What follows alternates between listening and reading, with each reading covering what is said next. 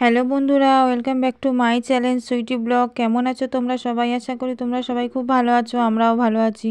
তো আজকে ব্লগটা এখান থেকেই শুরু করছি। তো দেখো, আমাদের এখানে কার্তিক মাসের প্রত্যেক দিন পরিক্রমা করা হয় ভোরবেলা। তো এই মন্দিরে আজকেরও হয়েছিল, তাই আমি গেছিলাম আজকে। ভোরবেলা পরিক্রমা করা হয়ে গেছে, এখন এখানে বাতাসা হরিলুট হচ্ছিল। তারপরে দেখো বাড়ি এসে আমাদের রাস্তা পরিষ্কার করা হচ্ছে, কারণ বৃষ্টি তো আর নেই, বর্ষাকাল তো কেটে গেছে, তার জন্য রাস্তায় পরিষ্কার করা হচ্ছে, ইটগুলো তোলা হয়েছে। এবার এখানে মাটি দেওয়া হবে আর ওই ঘাসগুলো পরিষ্কার হবে। তারপর দেখো তোমাদের দাদাভাই এই যে আখ চারা লাগাচ্ছিল, সুপারি চারা লাগাচ্ছিল, আর এখানে অনেক রকমের শাক সবজি দেওয়া হয়েছে। দেখো এই যে অনেক রকমের শাক সবজি দেওয়া আছে, আর এই সাইডে সাইডে সুপারি গাছ আছে, কলা গাছ আছে। আর এই যে দেখো ধান গাছ, এবার ধান পেকে গেল।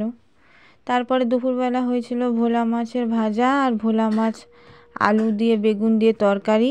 এই হচ্ছে দুপুরবেলার রান্না। তো দেখো,